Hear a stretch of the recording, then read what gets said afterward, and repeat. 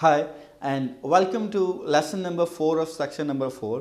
इस लेसन में बेसिकली मैं मैट्रिक्स की जो ऑर्गेनाइजेशन टाइप है उसकी सेकंड टाइप की बात करूंगा, जहां पर हम बात करते हैं बैलेंस मैट्रिक्स ऑर्गेनाइजेशन की। देखिए, जैसे कि मैं आपको कह रहा हूं कि फंक्शनल ऑर्गेनाइजेशन में टीम जो है वो डायरेक्टली अपने फंक्शनल मैनेजर को रिपोर्ट कर रही होती है और प्रोजेक्ट मैनेजर टेम्पररी होता है। इसी तरह प्रोजेक्टाइज में टीम जो है वो प्रोजेक्ट मैनेजर को रिपोर्ट कर रही होती है और टीम जो है प्रोजेक्ट मैनेजर के साथ परमानेंट काम कर रही होती है जब तक प्रोजेक्ट है। वीक मैट्रिक्स जो है वो मेनली मोस्ट अलाइंड है आपके फंक्शनल ऑर्गेनाइजेशन से, और वहाँ पर जो प्रोजेक्ट मैनेजर है वो बेसिकली अभी भी पार्ट टाइम ही है, लेकिन उसको थोड़ी सी अथॉरिटी एज अ कोऑर्डिनेटर मिल जाती है कि वो टीम के साथ इंगेज हो जाए। यहाँ पर जो थर्ड हमारे पास टाइप है ये कहलाती है balance matrix organisation. Balance matrix organisation की खास बात ये है कि जो प्रोजेक्ट मैनेजर है उसका रोल परमानेंट हो जाता है, और जो टीम है ना सिर्फ ये कि वो प्रोजेक्ट मैनेजर को रिपोर्ट करती है बल्कि एज वेल एज वो अपने फंक्शनल मैनेजर को भी रिपोर्ट कर रही होती है। अगर हम यहाँ ये डायग्राम देखें तो आप ये देख रहे हैं कि मैंने इंजीनियरिंग डिपार्टमेंट में एक जूनियर इंजीनियर को जो है वो प्रोजेक्ट मैनेजर बना दिया है। तो आप देख सकते हैं कि जो ग्रीन रिसोर्स है he is a project manager, और वो हालांकि जो इंजीनियर 2 है वो उससे सीनियर है, लेकिन चूंकि वो प्रोजेक्ट में है तो वो उसको रिपोर्ट करेगा प्रोजेक्ट की हद तक।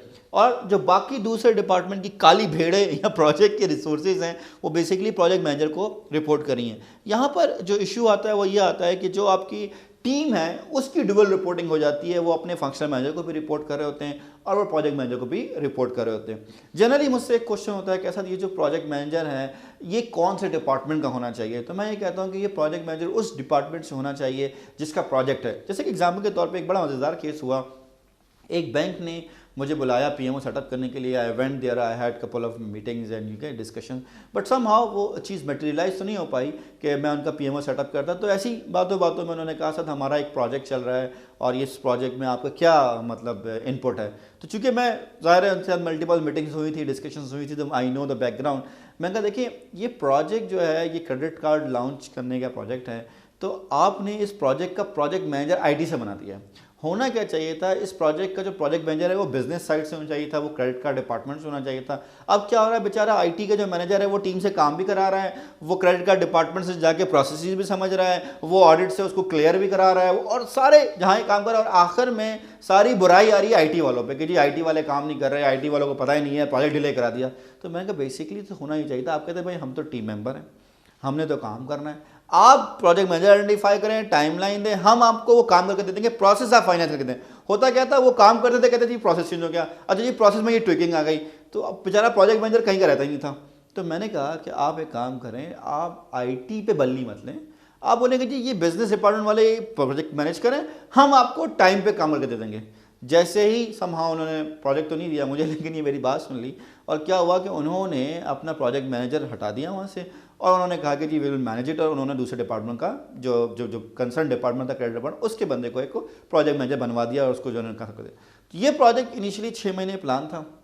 जिस वक्त मुझसे बात हो रही थी उस वक्त 3 महीने ऑलमोस्ट लेट था, तो 9 महीने हो चुके थे, और एक्सपेक्टेड था कि ये प्रोजेक्ट मजीद 3 महीने और जाएगा, तो तकरीबन 12 महीने जाते। तो उन्होंने 9वें महीने पे जो है अपना प्रोजेक्ट मैनेजर चेंज किया और बिजनेस साइड से प्रोजेक्ट लेकर आया। ऑलरेडी ये 3 महीने का टारगेट था कि फर्दर 3 महीने और लेट होगा। तो आप यकीन करें ये project with in 2 months complete हो गया। ऑल्दो लेट तो था, लेकिन जो एक्सपेक्टेड फर्दर 3 मंथ्स थे उसमें उन्होंने 1 महीने सेव कर लिए। मैं ये नहीं कह रहा कि सिर्फ रीज़न ये था कि जी प्रोजेक्ट मैनेजर चेंज हो गया, but it is one of the biggest reason.